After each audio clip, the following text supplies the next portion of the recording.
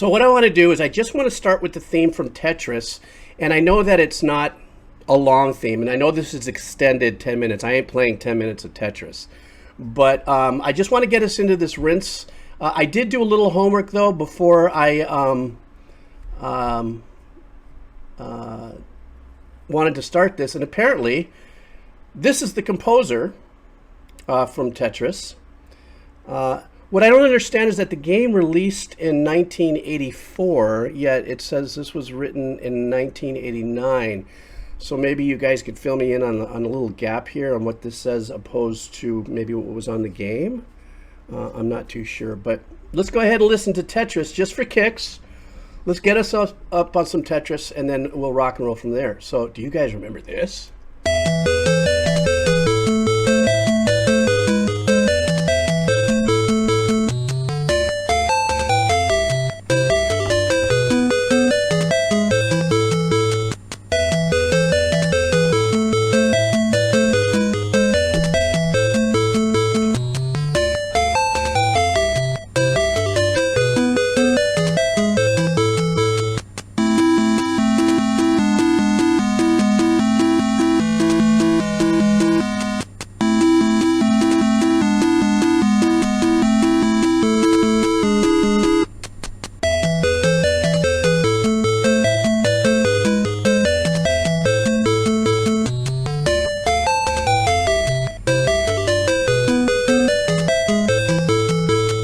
Now, where did you guys just land on nostalgia with this? Where were you guys when you first either played this game or it entered your orbit in your soundtrack of life? Like, how old were you, or where were you, or do you remember? Was it a time when, I mean, if you're my age, then you can remember, oh, that was the year of the, the 280Z, and that was the year of the, the Camaro Z28 package and all that sort of stuff. But obviously, even if you were, I just had some comments going, I was too young to even play this game, but how many people this melody has penetrated their soundtrack of life for one reason or another. A lot of times what happens is with a piece of music like this is that it gets kind of etched into our, ironically, it looks a lot like that, probably our brains, what's on the screen there, but it gets etched into our memory at a certain point as a trigger point, as a nostalgic point. As far as the actual composition, this is chiptune at its finest. As far as 8-bit, all the things that I've learned on this channel, which I've been so grateful. I swear I feel like a kid that just walked into the arcade for the first time. One of the great things about this is that there is 3 arrangements going on here in there. But they're being used in these switching off harmonies or thirds and stuff that one of them is playing, and then the other addition to it is a lower arrangement, and of course there's that of the only, I guess, sine wave that you could possibly use for a snare.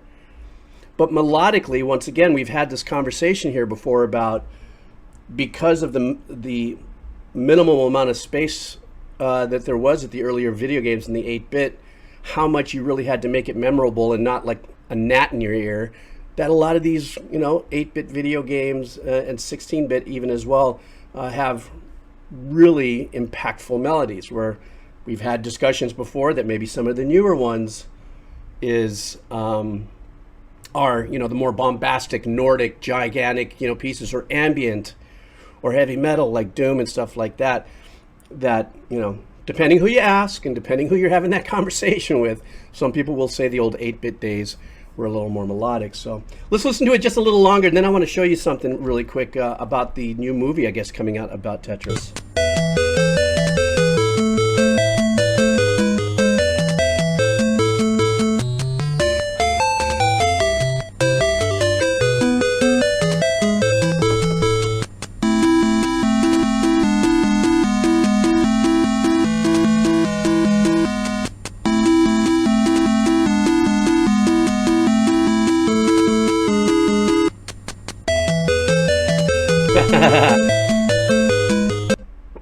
And you know what's good? That's a perfect place to stop. You know what's good about that? What I love about that too is that the higher part, or the main melody, has more of a grittier vibe to it, where the lower end that's holding the lower pulse at the bottom has more of a warm, less edgier sound to it. So even in its 8-bit presentation, there's that definition in, you know, the type of tone that they use, or the type of oscillator, whatever the video game was using to generate. I guess it was triangle, sine, square. I don't even know if they had square wave in there.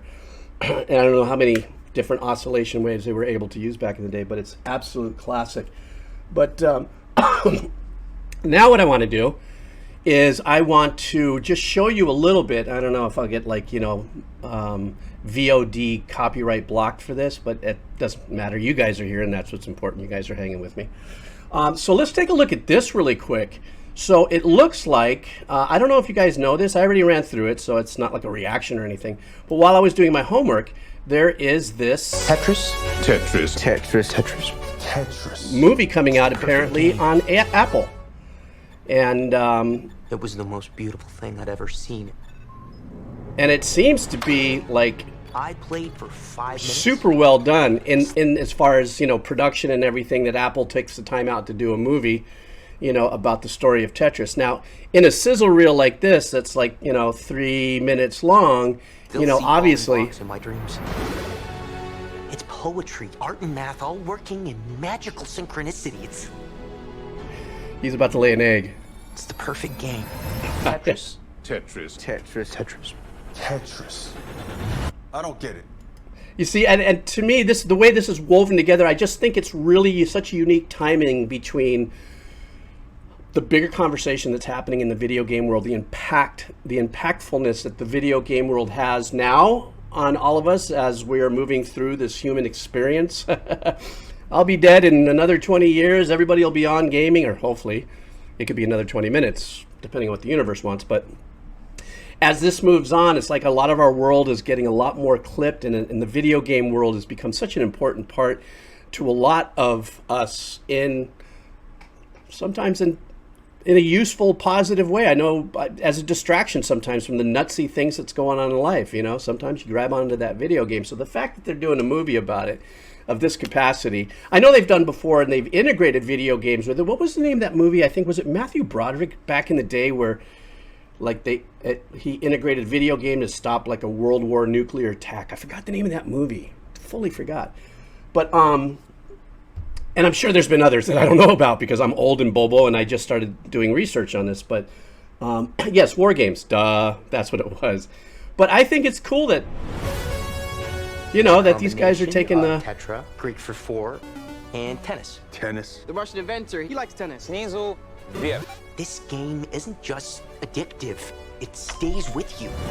This is a once-in-a-lifetime It's a drug, opportunity. I tell you. Only 10 other We people will in sell the world millions will of see pizzas. What you're about to see. It's called the Game Boy. Package it with Tetris. Can you get us the rights? Dun dun dun dun. Anyhow, I'm not going to play this whole thing here. What I'll do is I'll put the YouTube link down in the comments, so if you want to go ahead and stash it and watch it a little later, there it is right there. I just popped it up on there. But I think it's really interesting.